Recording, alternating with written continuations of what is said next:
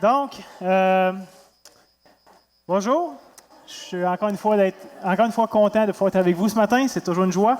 Et on va pouvoir continuer dans cette série d'été qu'on a commencé la semaine passée. Peut-être pour ceux qui n'étaient pas là pour différentes raisons. J'aimerais juste vous dire et rappeler aux autres qu'on commence une série d'été de plus ou moins 10 semaines. Et on va survoler ensemble les 3 premiers chapitres du livre de l'Apocalypse. Et comme vous savez, la semaine passée, pour ceux qui étaient là, j'ai voulu prendre le temps d'introduire un peu le contexte du livre de l'Apocalypse. Parce que ce n'est pas juste de lire quelque chose, puis ça devient évident comme ça. Ça a été écrit dans un contexte donné, dans une situation donnée. Et de comprendre certaines nuances du contexte de l'auteur, du destinataire, etc. Je pense que ça pouvait nous aider à mieux apprécier son contenu, l'apprécier plus pleinement avec les nuances qui avaient besoin d'être faites. Mais ceci étant fait la semaine passée, ce matin, on va plonger officiellement dans le texte. Donc, je vous invite déjà à tourner avec moi, pour ceux qui ont une Bible, dans Apocalypse chapitre 1, et on va couvrir ensemble les 8 premiers versets, qui va constituer, dans un sens, le prologue de la lettre et l'introduction. Fait que j'aurais voulu les séparer, mais là, il y a une question de temps, qu'on va faire ensemble le prologue et la lettre. Donc, pour ceux qui ont une Bible, j'invite à tourner avec moi. On va faire la lecture des 8 premiers versets du chapitre 1 de l'Apocalypse. Et ça se lit comme suit. Révélation de Jésus-Christ, que Dieu lui a donné pour montrer à ses serviteurs les choses qui doivent arriver bientôt, et qu'il a fait connaître par l'envoi de son ange à son serviteur Jean, lequel a attesté la parole de Dieu et le témoignage de Jésus-Christ, tout ce qu'il a vu. Heureux celui qui lit et ceux qui entendent les paroles de la prophétie et qui gardent les choses qui y sont écrites, car le temps est proche. Jean, aux 7 églises qui sont en Asie, que la grâce et la paix vous soient données de la part de celui qui est, qui était et qui vient, et de la part des 7 esprits qui sont devant son trône, et de la part de Jésus-Christ, le témoin fidèle, le premier-né d'entre les morts, et le prince des rois de la terre, à celui qui nous aime, qui nous a délivrés de nos péchés par son sang, et qui a fait de nous un royaume, des sacrificateurs pour Dieu son Père. À lui soit la gloire et la puissance au siècle des siècles. Amen. Voici, il vient avec les nuées, et tout œil le verra, même ceux qui l'ont transpercé. Et toutes les tribus de la terre se lamenteront à cause de lui. Oui, Amen.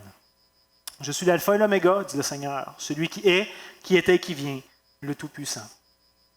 Donc, c'était la parole de Dieu pour nous ce matin. Peut-être juste se courber rapidement dans un mot de prière.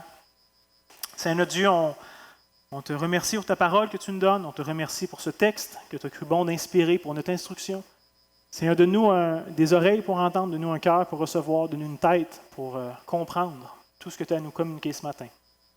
Donne-moi de dispenser droitement ta parole, donne-nous de la recevoir avec douceur, avec humilité, puis qu'elle puisse produire dans nos vies ce qu'elle a besoin de produire. Et que tu puisses être glorifié, Seigneur, pas juste par le fait qu'on reçoive ta parole, mais par le fait qu'on la garde et qu'on s'applique à la suivre. Donc, Seigneur, que ton esprit soit à l'œuvre au milieu de nous. On te le demande dans le nom de Christ. Amen. Donc, d'entrée de jeu, j'aimerais peut-être juste rapidement nous rappeler encore une fois le but du livre. C'est une révélation de Dieu qu'il donne à Jésus-Christ, et c'est une révélation de Jésus-Christ, au sujet de Jésus-Christ. Et tout ce qu'on va lire et réfléchir ensemble ce matin devrait être vu et compris de cette manière-là, parce que ça a pour but de mieux nous permettre d'apprécier Christ, d'apprécier sa personne, d'apprécier son œuvre, d'apprécier son règne. Et c'est ça qu'on va commencer à voir ensemble ce matin, et évidemment dans les prochaines semaines. Et je vous rappelle aussi rapidement le sens du mot apocalypsis, que nous on traduit en français par apocalypse. En vrai, c'est le mot qui nous donne les racines du mot apocalypse. Et je vous rappelle que ça désigne l'idée d'une révélation, d'un dévoilement. Un peu comme l'image que je vous donnais la semaine passée d'un artiste qui va mettre un chef-d'œuvre sous une toile et au moment de retirer la toile et de manifester ou de présenter son œuvre, il en fait le dévoilement, il en fait la révélation. Et c'est exactement le sens du mot. En grec, apocalypsis est composé de 2 mots, de apo et de kalypsis. Apo qui faisait éloigner ou retirer de, et kalypsis qui parle d'un voile. Fait que c'est littéralement l'idée de retirer un voile. Donc, lorsque Jean écrit ici révélation de, il est littéralement en train de dire on retire le voile sur la personne de Christ, sur son œuvre, sur son royaume. Et ceci étant dit, je pense qu'il y a beaucoup de choses déjà qu'on peut tirer du premier verset. Et vous remarquez juste le mouvement hiérarchique qu'il y a dans ce verset-là, dans la révélation que Jean nous donne. Réalisons ensemble le verset 1. On peut lire révélation de Jésus-Christ, que Dieu lui a donné pour montrer à ses serviteurs les choses qui doivent arriver bientôt, qu'il a fait connaître par l'envoi de son ange à son serviteur Jean. Donc, il y a beaucoup ici de mouvements entre différentes personnes, différents groupes de personnes. Et on peut lire que Dieu a donné, donc ça commence avec Dieu, qui donne une révélation à Jésus-Christ, qu'il le communique à l'apôtre Jean par l'intermédiaire d'un ange, et que Jean lui-même va prendre cette révélation et va l'écrire pour la transmettre à cette église de l'Asie mineure. Fait que ça commence de Dieu à Christ, à un ange, à Jean, aux églises et par le fait même à tout le reste des croyants de l'Empire romain. Fait que c'est intéressant de voir cette idée-là de délégation qui est très forte, je pense. Et ça fait partie très bien du genre apocalyptique, où il y a beaucoup d'intermédiaires habituellement qui sont impliqués. Donc Jean est déjà en train de prendre les principes littéraires et nous les présenter de cette façon-là. Une autre chose qu'on peut soulever déjà à partir du premier verset, que je trouve intéressant, c'est que tout le but, tout le contexte y est déjà présenté. Hein, souvent, quand on lit un texte, on veut répondre aux questions communes. De qui à qui, de quoi, comment, etc. Et je pense que tout est bien présenté ici. Hein, Jean va nous dire de qui vient la lettre? C'est de Dieu et de Jésus-Christ. Qui sont les destinataires de cette lettre? À qui ça s'adresse? Le texte nous dit que c'est les serviteurs de Dieu et de Jésus-Christ. Maintenant, de quoi parle la lettre? Des choses qui doivent arriver bientôt. Donc, pour l'instant, c'est très large et général. Jean va raffiner ça et nous présenter ça dans les prochaines semaines. Et maintenant, comment ces choses-là sont communiquées? C'est communiqué par l'envoi d'un ange à l'apôtre Jean et par la rédaction de Jean aux églises. Donc, c'est un prologue qui est très complet, qui nous explique bien un peu de quoi il est question, à quoi est-ce qu'on peut s'attendre dans la suite des choses. Mais ce qui est le plus important, je pense, pour nous, de s'attarder, c'est d'essayer de comprendre ce que Jean veut dire par le sens du mot « bientôt ». Si je vous dis « bientôt », qu'est-ce qui vous vient en tête? Bientôt, dans les prochaines minutes, prochaines heures, maximum prochains jours, c'est bientôt. C'est comme ça que le mot est censé être compris, puis c'est ça qu'il veut dire à son sens propre. Mais qu'est-ce que Jean veut dire par bientôt? Ça, il faut comprendre. Et vous savez probablement que ça fait couler beaucoup d'encre, qu'il y a beaucoup d'opinions, de théories là-dessus. Et je ne vais pas ce matin prendre beaucoup de temps pour discuter des théories et des opinions là-dessus, mais je voudrais simplement dire, les croyants du premier siècle, c'est vrai du temps de l'Apocalypse, c'est vrai quand on lit les autres épîtres du Nouveau Testament, les croyants du premier siècle étaient profondément convaincus qu'ils habitaient à les temps de la fin, que pour eux, il y avait quelque chose qui s'en venait et ils l'attendaient bientôt. Et l'apôtre Jean lui-même va écrire dans sa première épître, et j'aurais pu citer Paul dans d'autres de ses écrits ou l'apôtre Pierre, mais l'apôtre Jean va écrire à 1 Jean 2, 18. Il va dire « petits-enfants ». Ça, c'est les destinataires qui ne sont pas nécessairement des enfants, mais ils les adressent comme petits-enfants, étant donné probablement qu'il est rendu vieux à ce moment-là. Il dit « petits-enfants, c'est la dernière heure ». Jean, il est quand même intense. Il ne dit pas juste « c'est la dernière année, le dernier mois, la dernière semaine », c'est la dernière heure. Et comme nous avons appris qu'un antéchrist vient, il y a maintenant plusieurs antéchrists. Par là, nous connaissons que c'est la dernière heure. Fait que je n'ai pas le temps de rentrer dans tous les détails de ça ce matin, puis ce n'est pas le but de ce passage-là. Mais il faut comprendre que nos premiers frères et sœurs, de ceux qui ont vécu la foi dans les premières années, dans l'Église primitive, se voyaient comme vivant dans ce que j'appelle une parenthèse eschatologique, une parenthèse de la fin des temps. Et j'aimerais juste prendre le temps un peu de réfléchir avec vous sur ça. Nos premiers frères et sœurs comprenaient que depuis la croix, c'est-à-dire depuis la mort, la résurrection, l'ascension de Jésus-Christ, il y avait une nouvelle parenthèse qui s'était ouverte dans l'histoire de l'humanité. C'est comme le monde qu'ils connaissaient avant n'est plus tout à fait pareil. Il y a quelque chose qui a été bouleversé par la croix. Il y a quelque chose de nouveau qui a été inauguré. Et ils le voyaient bien.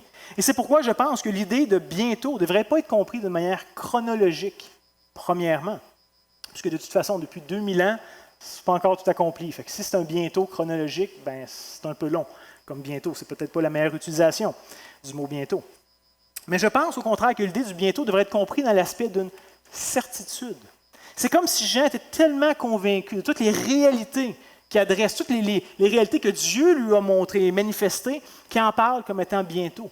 C'est comme si l'apôtre Jean voyait cette réalité-là au loin et qu'il ne sait pas trop quand est-ce que ça va prendre place. Il n'est pas au courant de tout ça. Même Jésus va dire, personne ne le sait quand est-ce que le Fils de l'homme va revenir, ni même les anges de Dieu, ni quoi que ce soit. Il y a juste le Père qui le sait. Fait que Jean n'est pas en train de dire, ben moi je le sais. C'est pas ça le point. Jean ne sait pas vraiment quand ça va prendre place, mais il sait que ça va prendre place, d'une façon ou d'une autre. Et que rien ni personne ne pourra modifier la tournure des événements, et pas même le grand César. C'est fait pour arriver comme ça, et il en est convaincu. Et c'est un peu comme si je disais que la mort m'attend bientôt. Je ne suis évidemment pas en train de dire que je vais mourir aujourd'hui ou cette semaine. En tout cas, ce n'est pas dans mon agenda. Mais il y a cette certitude-là pour tous les êtres humains que la mort nous attend un jour ou l'autre. Fait que ce n'est pas tant important de savoir combien de temps est-ce qu'il me reste entre maintenant et ma mort. J'ai cette certitude-là, inébranlable, que je vais finir par mourir, parce que ça nous attend tous. Fait que l'idée du bientôt, encore une fois, n'est pas vue comme chronologique dans le temps, mais comme cette idée de certitude. C'est peut-être même un peu la même chose si je dis que je vais finir le prêcher bientôt. On ne sait pas quand ça va finir, mais on sait que ça va finir. Fait que c'est la façon de voir. Non, c'est pas vrai, ça devrait être bien ce matin. Sinon, juste pour nous aider à comprendre si le concept que Jean nous présente, Paul va utiliser ce même mot grec, bientôt, dans un autre contexte. Et il l'utilise de la même façon. Si on lit par exemple en Romains chapitre 16, les versets 20, Paul va écrire « Le Dieu de paix écrasera bientôt Satan sous vos pieds ». Qu'est-ce que Paul est en train de dire? Comment est-ce qu'on devrait comprendre cette affirmation-là? Est-ce que, chronologiquement, dans le temps, les chrétiens de Rome ont écrasé Satan sous leurs pieds? Est-ce que c'est ça que Paul est en train de communiquer? Non, je ne penserais pas. La réalité, c'est que, comme on le voit dans le reste du Nouveau Testament, c'est que Satan est déjà vaincu. Même si tout n'est pas encore pleinement manifesté. C'est fait, mais c'est peut-être pas pleinement encore visible pour nous. Le Nouveau Testament affirme clairement, je pense, que Christ a dépouillé les autorités de ce monde de ténèbres.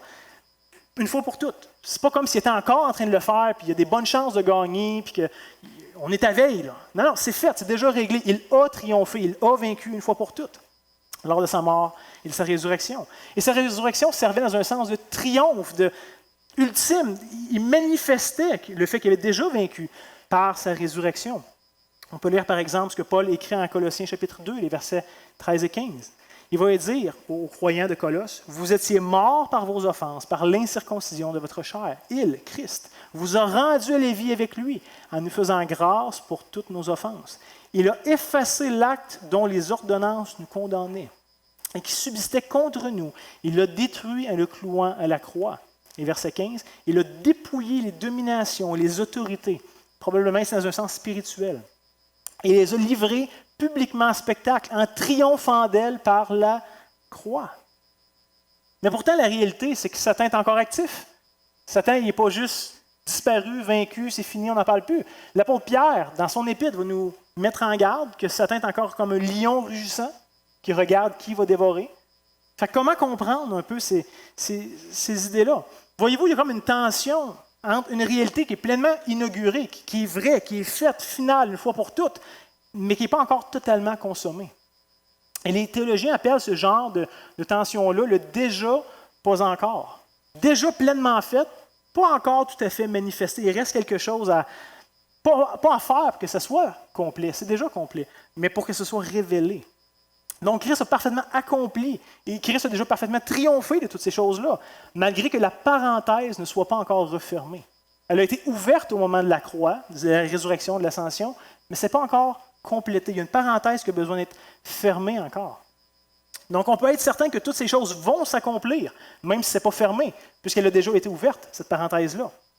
Dans un sens, on pourrait dire, si Dieu a voulu ouvrir la parenthèse, il a cru bon de le faire, on peut être sûr qu'il va refermer un jour cette parenthèse-là. Même si on ne sait pas quand, même si on ne sait pas tout à fait les détails, il va le faire. Il va accomplir son œuvre, il va la mener à bien, puisqu'il s'est engagé lui-même à le faire. Le fait qu'il ait voulu l'ouvrir et qu'il nous dit déjà d'avance qu'il va la fermer est une certitude et on peut se fier à ça. Est-ce que c'est clair, ce point-là, de cette idée de parenthèse où il y a quelque chose de nouveau qui a débuté à la croix, mais qui n'est pas encore parfaitement complété, mais qui un jour va l'être? Parce que je pense que c'est important pour nous de comprendre, pas d'une manière chronologique, littérale, comme on serait habitué de le faire, mais comme une certitude que Jean nous présente. Et de le comprendre sous cet angle-là, je pense, va venir teinter un peu notre compréhension. Il nous reste la lettre de l'Apocalypse. Sinon, le fait que Jean écrit au sujet des choses qui doivent arriver bientôt, pour reprendre ses mots, est particulièrement intéressant aussi. Surtout parce que l'apôtre Jean va grandement s'inspirer, comme je disais la semaine passée, des écrits de l'Ancien Testament, mais en particulier des écrits du prophète Daniel, qui Daniel aussi, pour quelques chapitres de son livre, écrit sous une forme apocalyptique. Jean, comme je disais, n'est pas le premier à avoir écrit dans ce genre littéraire-là. Il y a déjà certaines places dans l'Ancien Testament où c'était présent. Mais Jean va s'inspirer en particulier du prophète Daniel, de ses écrits apocalyptiques à lui. Et par exemple, en Daniel, on peut lire en Daniel 12,4, « Toi, Daniel, et remarquez bien ce qu'il lui a dit, tiens secrète ces paroles et scelle le livre jusqu'au temps de la fin. Plusieurs alors le liront et la connaissance augmentera. » Quelques versets plus loin, Daniel 12, versets 8 et 9. Daniel parle et dit, « J'entendis, mais je ne comprenais pas. Et je dis, mon Seigneur, quelle sera l'issue de ces choses? Il me répondit, va Daniel, ces paroles seront tenues secrètes et scellées jusqu'au temps de la fin. Donc ici, contrairement aux révélations du prophète Daniel, qui n'étaient pas ni pour lui, ni pour sa génération, ni pour son époque, la révélation de l'apôtre Jean concerne les choses qui doivent arriver bientôt.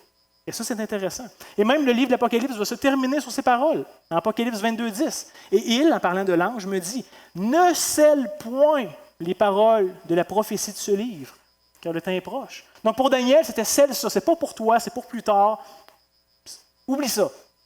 Jean, c'est non, scelle-le pas, c'est bientôt, c'est pour vous. Prenez-en conscience. Donc voyez-vous le contraste ici entre ce que Dieu dit à Daniel et le contraste de ce que Dieu dit à Jean. Cette révélation de l'Apocalypse est pour tous ceux et celles qui suivront Christ durant cette fameuse parenthèse eschatologique qui a commencé à la croix et qui va se terminer à son retour. Donc vous aurez compris, c'est pertinent pour nous, qui vivons dans cette parenthèse, avec tous ceux qui nous ont précédés, tous ceux qui vont nous suivre jusqu'à temps que la fin arrive. Et le verset 3 ici qui va terminer le prologue de la lettre de Jean est franchement aussi très intéressant. Je donne peut-être en rafale quelques perles que j'ai trouvées dans ce texte-là. Lisons-le ensemble, Apocalypse 1, verset 3. Jean va dire « Heureux celui qui lit et ceux qui entendent les paroles de la prophétie et qui gardent les choses qui y sont écrites, car le temps est proche. » Premièrement, avez-vous remarqué les bénédictions qui sont reliées au livre de l'Apocalypse? Le mot « heureux » est utilisé, un peu comme Jésus l'utilisait dans ses béatitudes, par exemple. C'est le même mot grec. Jésus qui disait « heureux les pauvres en esprit, heureux les débonnaires, heureux ci, c'est ça ». C'est ce même mot, et qui peut être traduit de différentes façons. Nos versions francophones vont souvent traduire par « heureux », mais ça pourrait être traduit par « béni » ou par « être bien » dans le sens complet, dans le sens d'une plénitude, dans le sens de quelque chose de parfaitement achevé. Et je pense que c'est quand même pas rien que l'apôtre Jean commence son livre avec une bénédiction, en affirmant qu'il y a un bénéfice, un bienfait, une bénédiction reliée à ce qu'il écrit. Et remarquez, à qui s'adresse la bénédiction de l'apôtre Jean? Le texte nous dit que la bénédiction est pour celui qui lit le livre. Donc pour moi, ce matin, que vous en avez fait la lecture du moins d'une partie du livre, il y a une bénédiction attachée à ça. Mais ce n'est pas juste pour le lecteur. Jean ajoute en disant que la bénédiction est aussi pour ceux qui entendent ou qui écoutent les paroles du livre de l'Apocalypse. Et juste ce fait-là, je pense, nous présente un principe extrêmement important et qu'on néglige peut-être beaucoup trop souvent en tant que chrétien nord-américain. C'est que la parole de Dieu était écrite pour être lue en communauté. C'était vrai pour le peuple de l'Ancien Testament, c'était vrai pour Israël, où la loi était régulièrement lue dans l'Assemblée d'Israël, et c'était aussi vrai pour le peuple du Nouveau Testament, où les épîtres des apôtres étaient lues en communauté. La parole de Dieu n'a jamais été écrite premièrement pour être lue de manière individuelle, doit être lue de manière privée. La parole de Dieu était donnée à tout le peuple de Dieu et devrait être lue, comprise et interprétée parmi toute la communauté du peuple de Dieu, et pas juste par moi, ou pas juste par vous en tant qu'individu. C'était la réalité d'Israël et de l'Église primitive, comme j'ai dit. C'était le but de Dieu. C'était comme ça qu'il a voulu le donner. C'était dans son but original. Il a communiqué de cette façon-là. Il donnait à son peuple une révélation collective. Et malheureusement, dans un sens, la technologie nous a fait croire que ce n'est pas nécessaire de faire partie d'une communauté de croyants, d'une église locale, pour recevoir, pour entendre la parole de Dieu. Pourquoi? J'ai ma Bible à la maison, dans la langue que je comprends. J'ai accès à plusieurs traductions, j'ai accès à toutes sortes d'outils d'interprétation. Et même, si je veux, j'ai accès aux meilleurs prédicateurs de la planète, de mon salon chez moi, tout seul.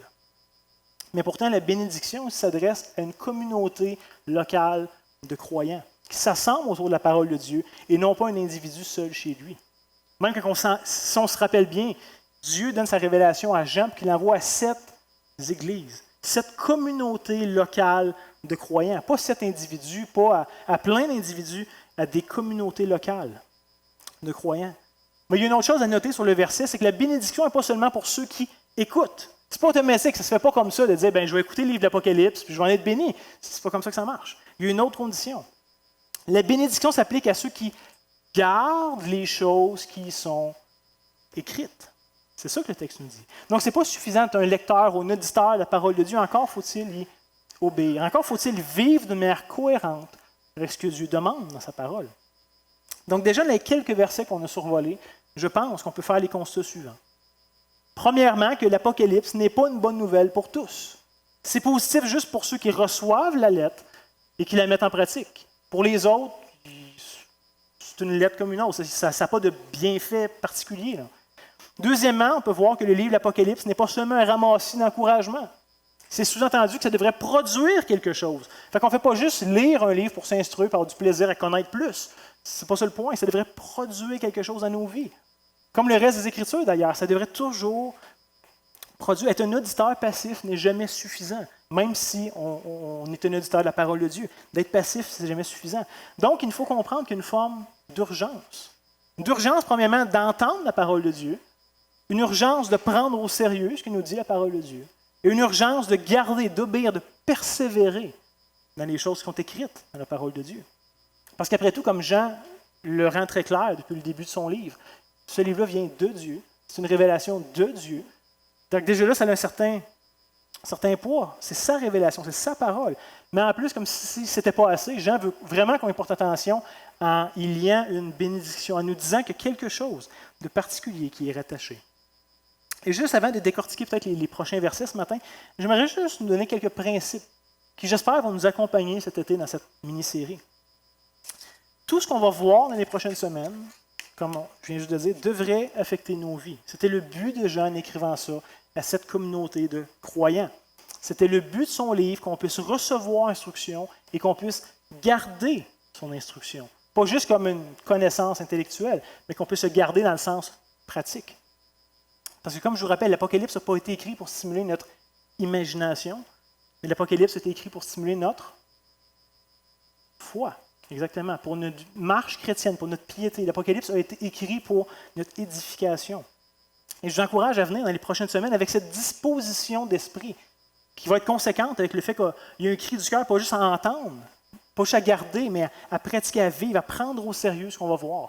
Fait que l'idée d'une série d'été, des fois, on dit c'est léger, c'est un peu comme on comble une période d'été où tout le monde part en vacances. Non, ça ne devrait pas du moins être pris à la légère, même si on est l'été et que c'est une période plus agréable. Donc maintenant qu'on a survolé le prologue, j'aimerais survoler l'introduction du livre. Et ça va nous permettre de mettre la table pour qu'on plonge encore plus pleinement dans le texte la semaine prochaine. Donc lisons ensemble les versets 4 à 5. Jean va écrire « Jean aux 7 églises qui sont en Asie, que la grâce et la paix vous soient données de la part de celui qui est, qui était et qui vient, de la part des 7 esprits qui sont devant son trône et de la part de Jésus-Christ, le témoin fidèle, le premier-né des morts et le prince des rois de la terre. » Donc déjà, ici, au tout début de son livre, au début de ce qu'on va appeler la vraie introduction, avant ça, c'était comme un prologue, mais là, il commence son livre, on peut voir une précision au niveau des destinataires. Le verset 1, tantôt, comme on a vu, mentionnait juste que c'était pour montrer à ses serviteurs les choses qui doivent arriver bientôt. C'était un peu flou. Mais les serviteurs sont présentés au verset 4 comme étant les membres de 7 églises d'Asie mineure, qui est l'équivalent de la Turquie actuelle pour nous aujourd'hui. On va en parler plus des églises dans les prochaines semaines. Et vous avez sûrement remarqué la similitude entre la salutation que Jean fait à ces églises et peut-être les salutations que les autres apôtres vont faire dans leurs épîtres aux autres églises. Il y a beaucoup de similitudes, beaucoup de rapprochements. Et en vrai, il faut dire, ce n'est même pas une manière chrétienne d'écrire les choses. C'était la manière commune à l'époque d'écrire des lettres. Souvent, on souhaitait la grâce, la paix, le bonheur, la prospérité, etc. aux destinataires. C'était la formule habituelle. C'était la manière polie d'écrire une lettre à ceux à qui tu l'envoyais. Mais par contre, ici, ce qui va venir changer la donne, je pense, d'une façon importante, c'est l'importance de celui qui donne cette grâce et cette paix-là. Ce n'est pas juste des paroles en l'air, ce n'est pas juste une politesse que Jean lance comme ça, ce n'est pas juste des vœux pieux. Jean est en train vraiment d'ancrer quelque chose ici. Et le texte va identifier 3 personnes, 3 groupes de personnes de qui viennent ces bénédictions, de qui viennent cette salutation. Il y a premièrement, le texte nous dit celui qui est, qui était et qui vient. Et pour ceux qui connaissent l'Ancien Testament, il y a probablement ici une référence à la fameuse citation que Dieu donne à Moïse lorsqu'il se révèle à lui, hein, « Je suis celui qui est » ou « celui qui suit », dépendamment des traductions. Mais par contre, Jean ici affirme quelque chose de très fort par la façon qu'il va se permettre d'écrire ça. Et souvent, c'est manqué à cause de nos traductions. Et ce qui est difficile des fois avec les traductions, c'est qu'on n'a pas toujours les concepts équivalents dans la langue, de la langue d'origine à la langue de traduction. Et la réalité, c'est qu'on n'a pas un temps de verbe équivalent en français à ce que Jean est en train de communiquer ici. La version Chouraki, qui est une version française, mais très littérale, des fois même c'est pas lisible tellement c'est littéral, nous traduit la phrase de la manière suivante. Elle va nous dire « Grâce et paix à vous, de l'étant, de l'été et du venant. » Évidemment, ce n'est pas grammatical, ça ne se dit pas en français, c'est une erreur d'écrire comme ça, mais ça traduit exactement l'idée de l'apôtre Jean. Comme vous voyez, c'est trois participes présents, de l'étant, de l'été et du venant. Donc, ce n'est pas juste une salutation de la part d'un Dieu qui évolue dans le temps, qui était dans le passé, qui est maintenant dans le présent, qui sera plus tard dans le futur. Ce n'est pas de ça qu'il est question aussi du tout. Mais c'est la salutation de la part d'un Dieu qui est au-dessus du temps, qui habite un éternel présent, qui est dans le passé, qui est dans le présent, qui est dans le futur, tout en même temps, d'une même manière. Et pour nous, on est tellement liés dans le temps, on a tellement besoin de se raccrocher au concept de temps, c'est tellement intrinsèque à nous, à notre réalité, que des fois, ça peut nous dépasser comme concept. Et souvent même d'une manière souvent inconsciente ou involontaire. On va parler de Dieu comme faisant partie du temps. Mais la réalité, c'est que Dieu n'est pas de cette création, d'aucune façon que ce soit, puisqu'il en est le créateur.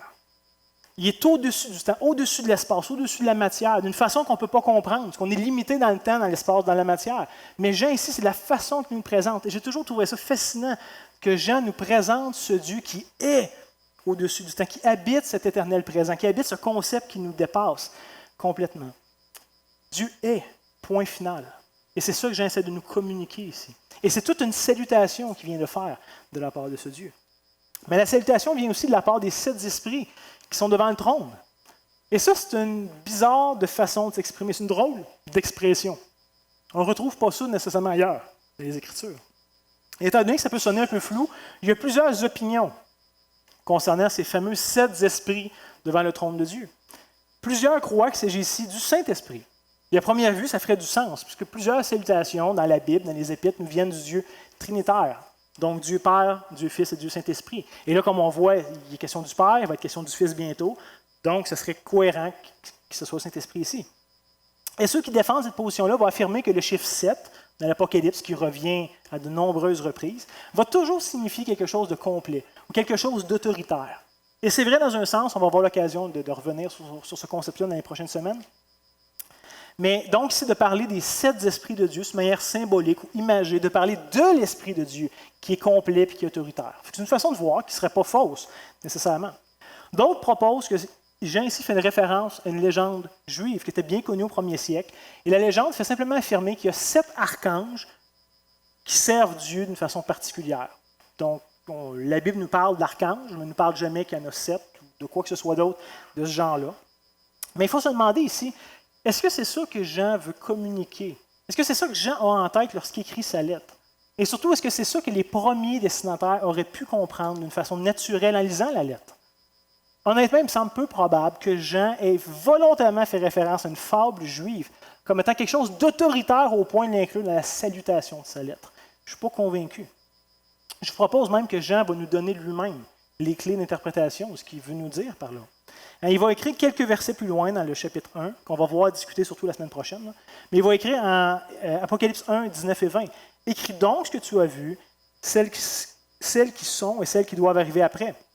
Le mystère des 7 étoiles que tu as vues dans ma main droite et des 7 chandeliers d'or. » Parce que Jean, comme on va voir la semaine prochaine, à un moment donné, il entend une voix, il se retourne, puis là, il y a une vision. Et il voit un homme, qu'on va comprendre que c'est Jésus, qui a 7 étoiles dans sa main, puis qui marche au milieu de 7 chandeliers d'or. Puis au début, on ne comprend pas trop. Mais Jean ici va nous donner une explication. Il va nous dire les 7 étoiles sont les anges des 7 églises.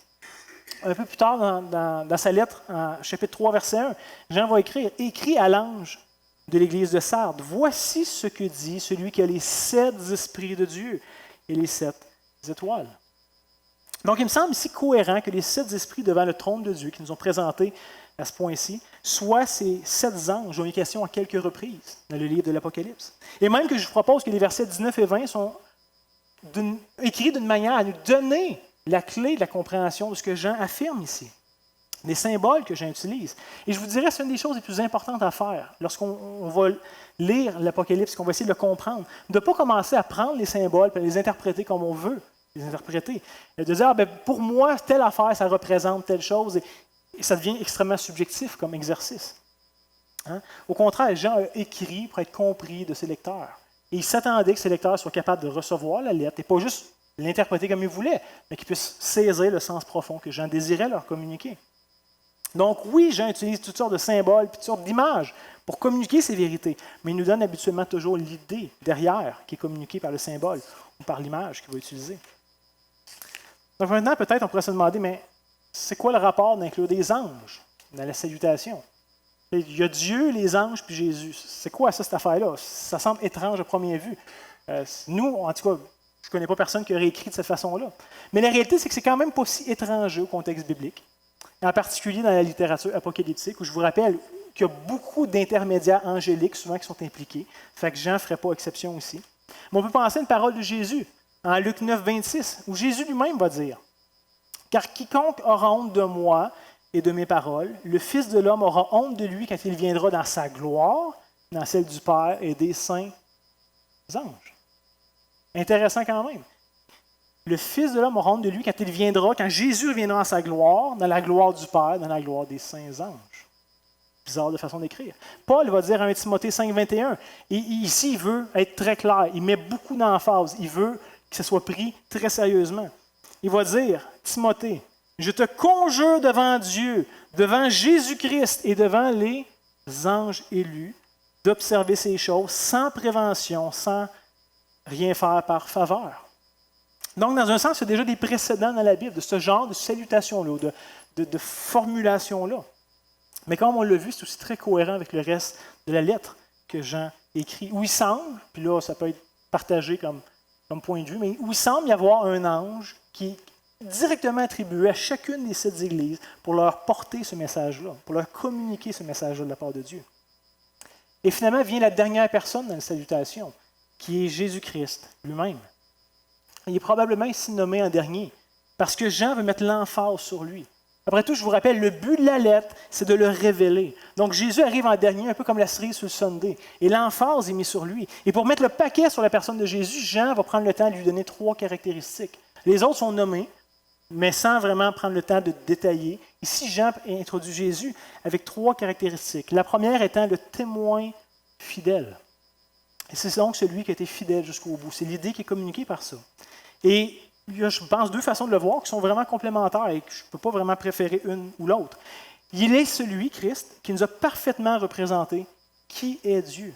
Il est ce Verbe incarné. Il est celui qui est l'image de Dieu. Il pouvait dire avec assurance, celui qui m'a vu a vu le Père, puisqu'il partageait cette même nature. Il révélait parfaitement, il a incarné parfaitement qui était Dieu au milieu de l'humanité. Donc c'est une façon de le voir. Mais Jésus est aussi celui qui nous représente parfaitement devant Dieu. Il est cet avocat, la Bible nous dit, qui plaide continuellement dans la présence de Dieu pour le bien de son peuple. Donc il porte à juste titre le nom de témoin fidèle, puisqu'il nous a parfaitement révélé qui était le Père et qui nous représente parfaitement devant Dieu. Il y a aussi, il est appelé deuxièmement le premier-né d'entre les morts. Et il y a plusieurs passages du Nouveau Testament qui reprennent un peu cette même vérité. On peut penser, je pense que le passage le plus connu, Colossiens 1, versets 17 à 18, où Paul va écrire « Il » en désignant Christ. Il est avant toute chose, et toute chose subsiste en lui. Il est la tête du corps de l'Église, il est le commencement, le premier-né d'entre les morts, même forme de langage ici, afin d'être en tout le premier. Et ça, c'est probablement ici une citation du psaume 89, qui est un psaume messianique qui s'appliquait au Messie, où on peut lire au psaume 89, versets 27 et 28, « Lui, il m'invoquera », Dieu parle ici, « Lui, il m'invoquera, tu es mon Père, mon Dieu, le rocher de mon salut. » Et verset 28, « Et moi, je ferai de lui le premier-né, le plus élevé des rois de la terre. » Paul va prendre un peu le même concept en Romains 8, 29, lorsqu'il va écrire « Car ceux qu'il a connus d'avance, il les a aussi prédestinés à être semblables à l'image de son Fils, afin que son Fils fût le premier-né d'entre plusieurs frères. » Donc c'est un concept qui revient passablement souvent à travers le Nouveau Testament. Donc lorsqu'on parle de Christ comme du premier-né, on ne parle pas du fait que c'est le premier-né avant la création. Il y a toutes sortes d'hérésies qui vont dans ce sens-là. Mais on parle de lui comme de son élévation, de son unicité, du fait qu'il est distinct de tout le reste. Christ est celui qui est venu vaincre une fois pour toutes tout ce qui existe, et même le dernier ennemi, où Paul va nous dire que c'est la mort elle-même. Donc ici, c'est de sa victoire, c'est de sa puissance, c'est de sa suprématie. Il est question aussi lorsque Jean lui donne ce titre de premier-né. d'entre les morts. Et finalement aussi, il est appelé le prince des rois de la terre. C'est-à-dire que Christ est le fils légitime de Dieu le roi. Donc, si Dieu est le roi et que Christ est son fils, il en est donc le prince. Vous comprenez le lien filial qu'il y a ici. Donc, sa royauté, sa puissance et son règne. Ce que Jean est en train de communiquer, c'est que s'élève bien au-dessus de tous les petits rois, de tous les petits gouvernements terrestres ou humains qui viennent et qui passent. Il est le prince des rois de la terre. Ça ne s'attend pas juste à une section géographique ou à une quantité de personnes précises. Non, il règne sur le monde. Et quelle déclaration extraordinaire que Jean vient de faire pour les chrétiens du premier siècle qui sont mis à mort sous le règne de l'empereur Domitien, qui sont martyrisés, qui sont persécutés, qui sont traqués, que Christ est celui qui règne et que même Domitien est soumis au règne de Christ. Domitien ne s'échappe pas au règne de Christ. Christ est au-dessus de lui. Qu'un jour, Domitien va mourir, son règne va passer, il va être oublié, mais que Christ va continuer de régner, parce que son règne n'a pas de fin. Et que même un jour, Domitien va devoir rendre des comptes à Christ. Il ne pourra pas juste s'en échapper par sa mort, mais il va être soumis à Christ et même devoir lui rendre des comptes du règne qu'il a eu. Donc, c'est cette idée ici que Christ règne à jamais et au-dessus de tout ce qu'on peut comprendre ou voir des choses. Donc, à première vue, lorsque Jean nous présente ce genre de Jésus-là, on pourrait être peut-être très intimidé par la prestance de Christ, par qui il est, qu'il est celui qui est au-dessus de toute chose, qui a cette suprématie, cette gloire qui est inhérente à lui. Et on pourrait peut-être même être apeuré par quelqu'un d'aussi puissant, d'aussi glorieux. Mais l'apôtre Jean, après avoir fait cette révélation glorieuse de qui est Christ, va nous rappeler le lien privilégié qui nous unit à lui. Si on lit les versets 5 et 6 d'Apocalypse 1, on lit « De la part de Jésus-Christ, le témoin fidèle, le premier entre les morts, le prince des rois de la terre, ça ne finit pas là, à celui qui nous aime, qui nous a délivrés de nos péchés par son sang, et qui a fait de nous un royaume des sacrificateurs pour Dieu son Père. À lui soit la gloire et la puissance, au siècle des siècles. » Donc oui, Jésus est Dieu, dans toute la force du terme. Oui, il est Seigneur. Oui, il règne au-dessus de toutes choses. Mais il nous aime. Quelle nouvelle extraordinaire de la part de quelqu'un qui est aussi grand que ça. Il nous aime, comme Jean est en train de nous dire, au point où il s'est fait homme pour nous. Et ultimement, où il a pris notre place. Il s'est réellement incarné comme nous, malgré qu'il était ce Dieu glorieux qui régnait sur toutes choses. Et il n'est pas juste venu nous rencontrer comme nous, comme un vis-à-vis, mais il est venu prendre et subir le juste jugement de Dieu, de prendre cette colère de Dieu contre l'humanité et de la boire entièrement. Lui qui pourtant était Dieu, qui avait cette même colère contre le péché, il est venu la prendre sur lui, la souffrir à notre place. Donc Jésus n'est pas venu juste pour améliorer nos vies et nous donner un bon modèle de morale ou de quoi que ce soit. Je pense qu'on passerait à côté du point. Jésus est venu régler notre seul vrai problème, qui était essentiellement le péché.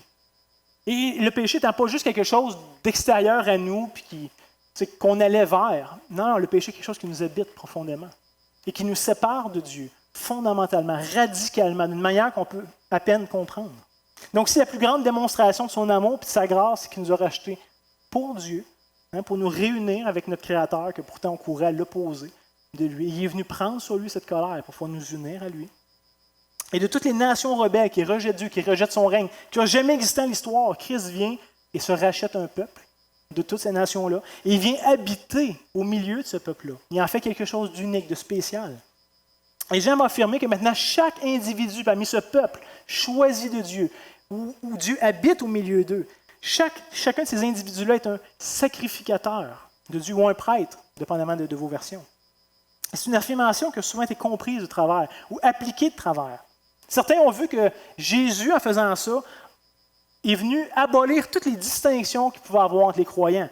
En se basant sur des textes du genre, ni homme, ni femme, ni esclave, ni libre, des textes comme ça, de dire Jésus, en venant et en nous faisant tous des sacrificateurs, il est venu tout nous mettre au même dénominateur. Il n'y a plus rien qui nous sépare, il n'y a plus aucune distinction, quoi que ce soit, même pas de genre, même pas de titre ou d'autres.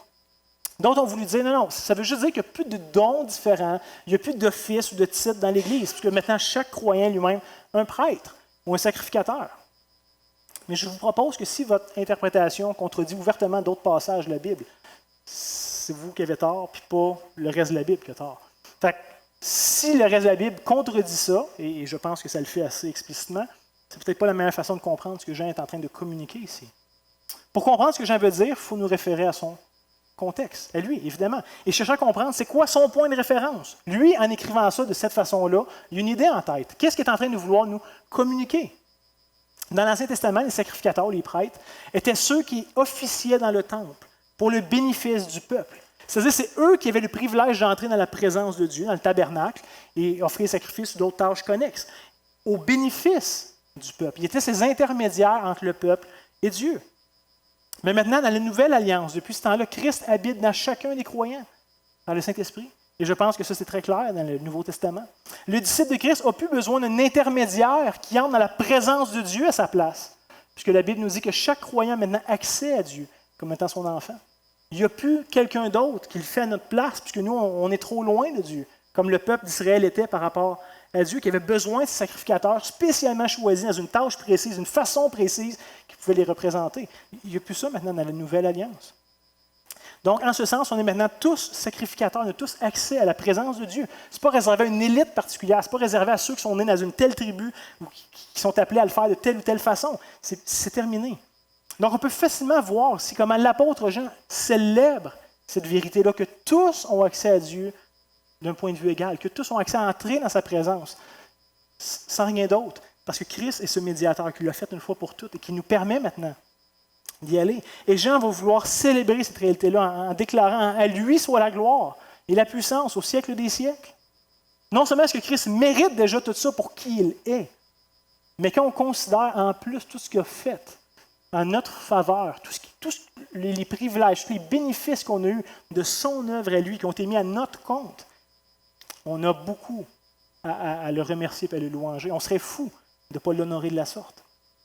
Et Jean, après avoir rappelé aux croyants la bonne nouvelle de Jésus pour eux, se tourne maintenant vers ceux qui rejettent le règne de Christ. Et la réalité, c'est que Christ ne règne pas moins, n'est pas moins glorieux ou moins puissant vers ceux qui le rejettent. Christ reste qui il est. Tu sais, des fois, on pense que si toute l'humanité, puis chaque chose qui a été créée dans ce monde se mettait contre Dieu, puis le rejetait, mais tout d'un coup, Dieu serait peut-être moins glorieux ou moins puissant. Non. Il règne. Point. Et si on pensait que mais maintenant que tous les êtres humains, que toute la création complète, que tous les anges, tout ce que vous voulez, reconnaissent son règne et l'acclament et se soumettent à son règne, mais là, il serait beaucoup plus puissant, beaucoup plus glorieux. Non. Il est puissant, il est glorieux, puis il règne. Qu'on soit d'accord avec ou pas, qu'on le sache ou pas, ça ne change rien. Il est ce qu'il est.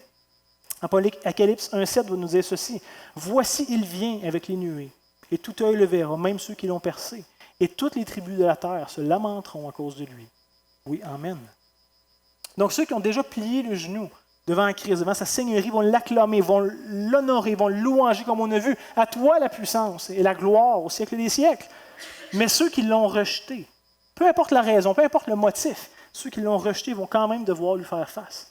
Christ ne viendra pas juste se présenter à un groupe de personnes, il va venir devant tous. Et tous vont devoir lui faire face, allant de ceux qui l'ont littéralement crucifié jusqu'à la dernière personne qui vivra jamais sur cette terre à la fin du monde.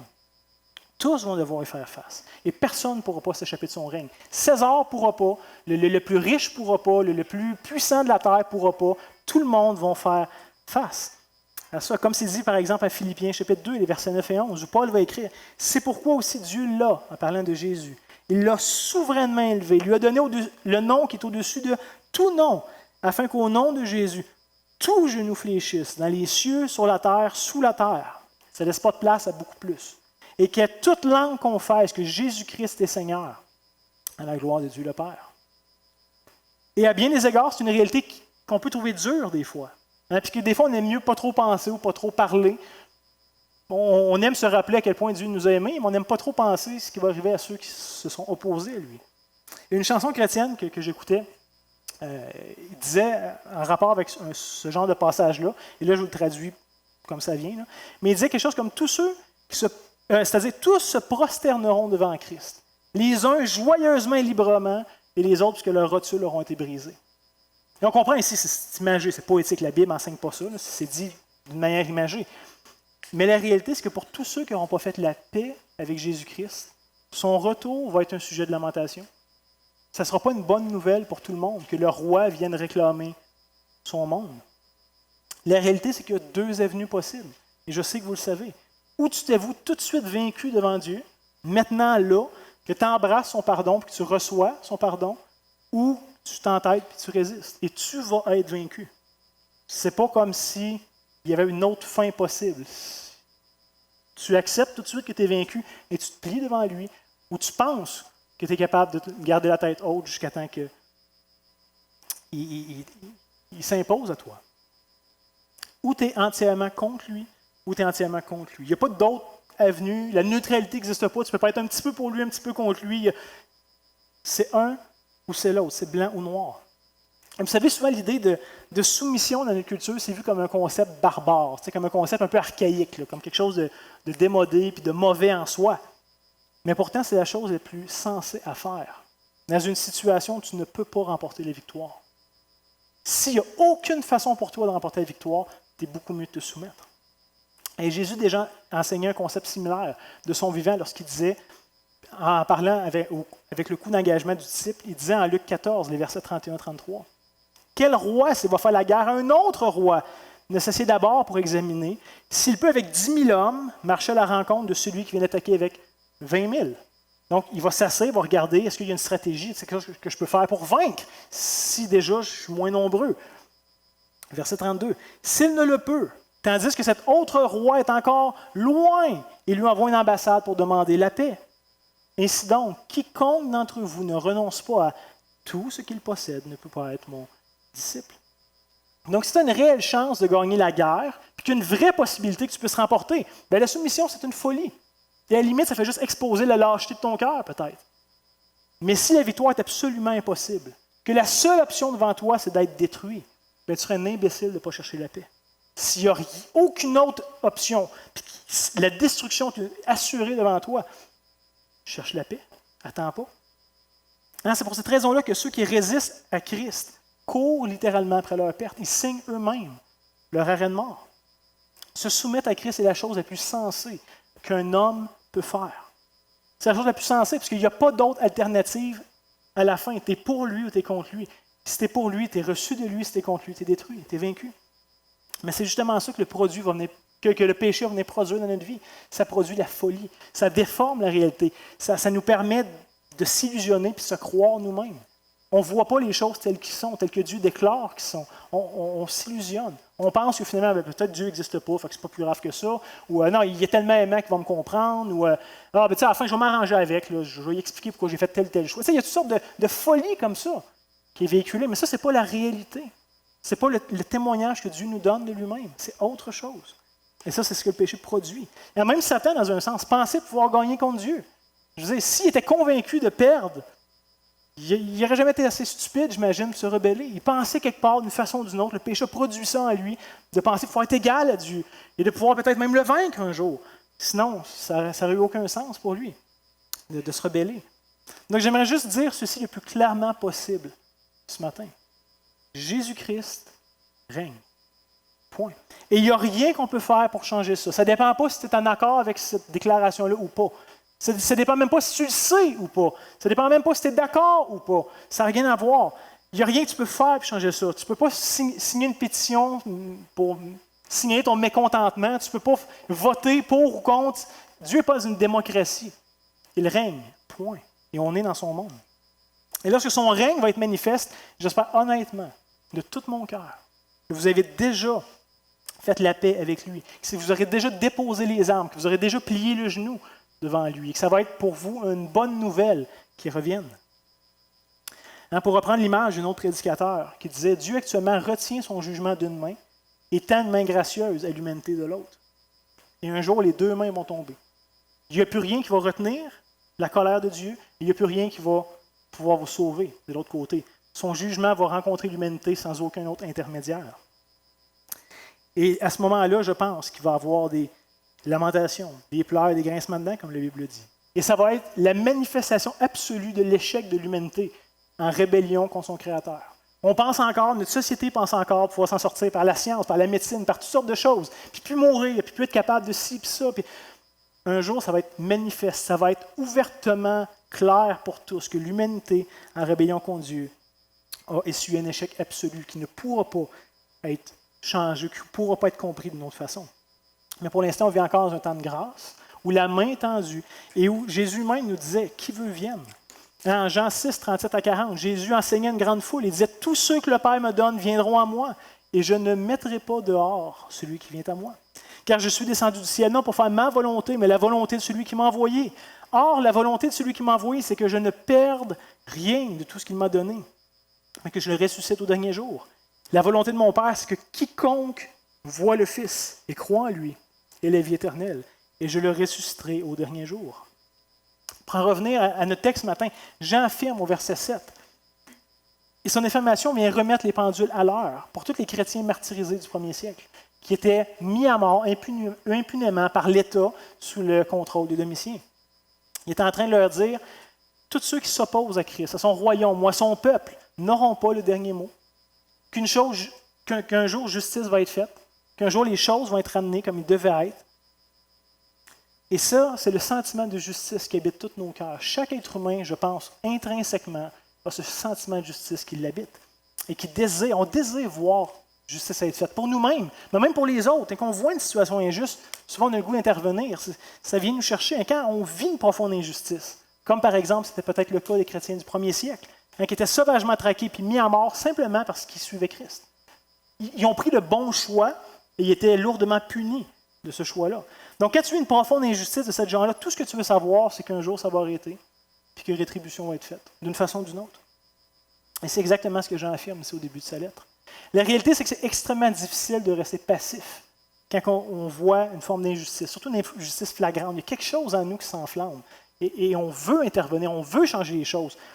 Mais pourtant, le Seigneur nous exhorte à être patient et à ne pas chercher à se faire justice nous-mêmes, à ne pas chercher à haïr et à rendre le mal pour le mal.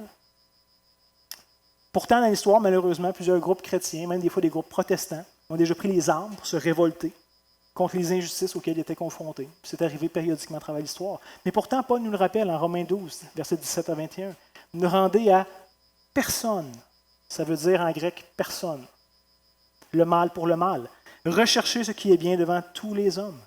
S'il est possible, autant que cela dépende de vous, soyez en paix avec tous les hommes.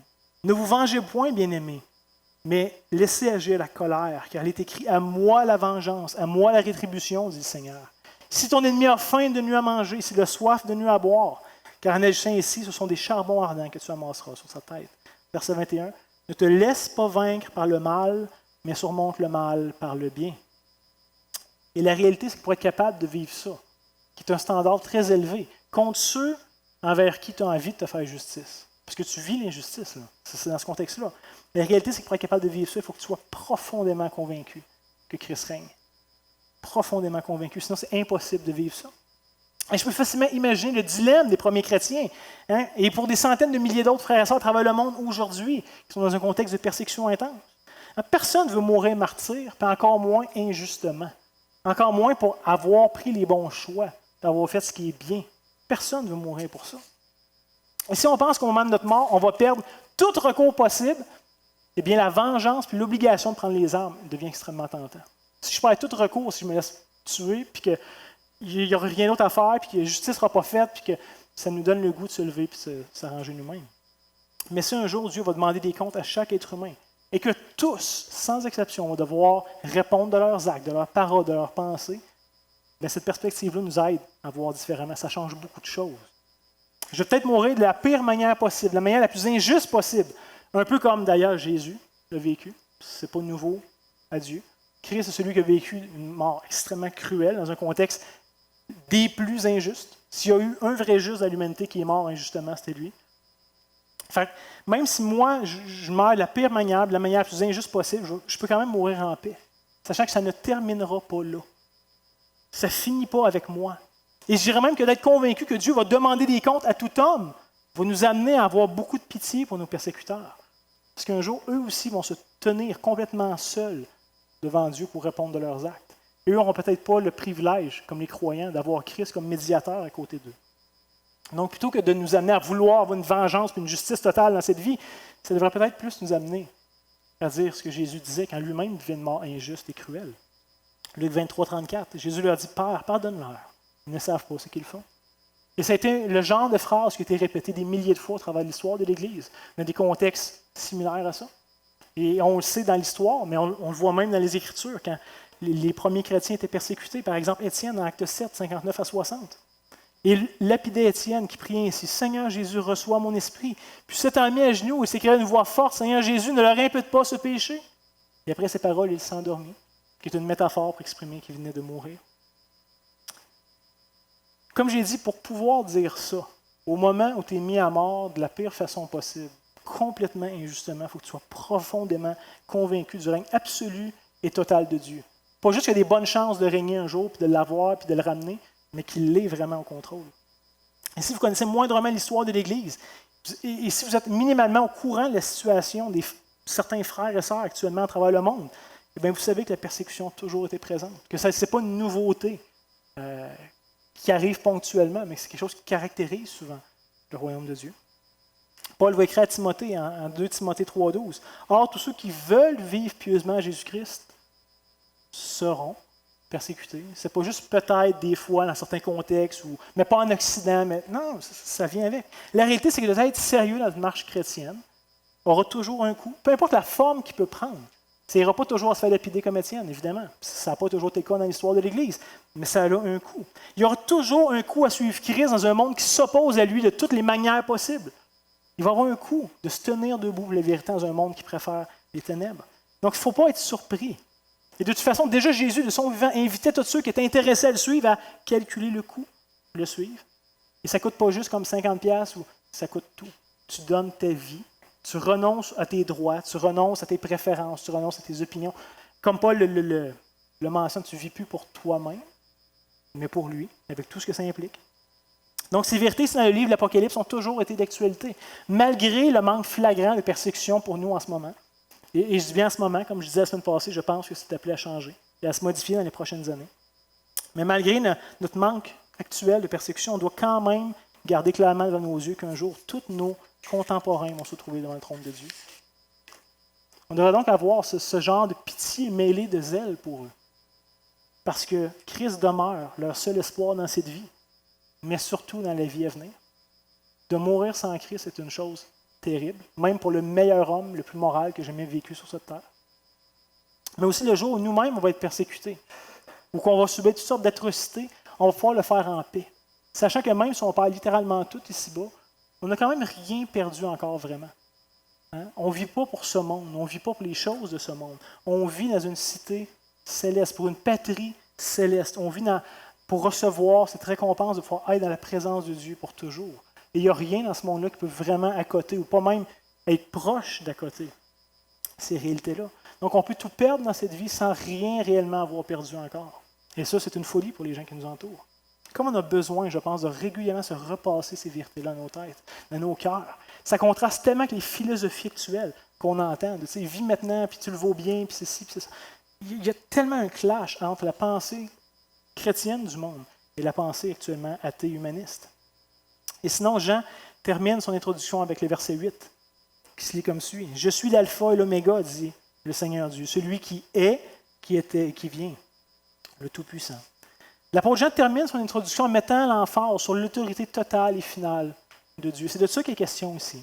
Il est l'alpha et l'oméga, le premier et le dernier, le commencement et la fin, et tout ce qu'il y a entre les deux. Il est, comme on a déjà vu tantôt. Et notez que personne d'autre que le Créateur du temps peut affirmer ça de lui-même. Hein, d'être ce fameux était, étant et venant. C'est cette même idée qu'on a vue tantôt qui se répète ici, dans ce verset-là. Personne d'autre que le Créateur peut affirmer ça. Tout le monde qui est né dans le temps ou qui existe dans le temps ne peut évidemment pas dire ça de lui-même. Et finalement, Jean termine avec le fait que Dieu est le Tout-Puissant. Et il y a probablement ici un jeu de mots grec assez intéressant avec cette idée de Tout-Puissant. En grec, on parle de pantocrator. Et il faut savoir que les empereurs romains, eux, étaient appelés les autocrators, ceux qui régnaient par eux-mêmes, ceux qui exerçaient leur pouvoir en eux-mêmes. Et les chrétiens du 1er siècle devaient avoir beaucoup de difficultés à voir que Christ régnait même au-dessus de César. Ça ne devait pas être évident pour eux à première vue. Et dans les faits observables, c'est César qui faisait ce qu'il voulait sans que personne puisse l'arrêter. César disait telle chose arrivait. Point. Ça se terminait là. Mais pourtant, la réalité, c'est que Christ a reçu tout pouvoir et toute autorité. Pas juste dans le ciel, mais sur la terre. Pas juste parmi son peuple, sur toute chose qui existe, sur toute la création. Il est le Tout-Puissant, le Pantocrator. Donc, peu importe les réalités présentes, on a drastiquement besoin de garder dans notre esprit que c'est Jésus qui a le mot final sur le cours de l'histoire. Qu'on aime le cours d'histoire dans lequel on est actuellement ou pas, il y a le contrôle. Et ça peut être un réel défi pour nous, parce qu'on a souvent tendance à beaucoup plus croire ce que nos yeux voient plutôt que de croire ce que Dieu dit des choses. Et c'est pour ça que notre intelligence a besoin d'être renouvelée. Parce qu'on marche, parce qu'on voit, parce qu'on sent, parce qu'on pense des choses plus souvent que ce que Dieu dit que les choses sont. Et c'est pourquoi je pense que le livre de l'Apocalypse est encore aussi pertinent pour l'Église moderne. Parce qu'il nous rappelle sans cesse cette vérité-là qu'on oublie constamment. Constamment. Est-ce qu'on y repense pendant un temps quand on vit une épreuve, puis on s'accroche dessus, puis là, ça revient bien, puis on l'oublie, puis on passe à autre chose. On a besoin de se rappeler cette vérité-là, puis de l'enraciner profondément dans nos cœurs. Dans un temps de paix qu'on vit maintenant, on a doublement besoin de le faire. Parce que c'est plus difficile des fois à faire dans un temps dur, d'apprendre à dépendre de Dieu si on n'a pas déjà fait confiance quand ça allait bien dans nos vies. Donc, non simplement ensemble, peut-être, en courbant nos têtes, en inclinant nos cœurs devant ce fameux Tout-Puissant que Jean nous parle, ce Pantocrator, avec qui un jour on va rendre des comptes.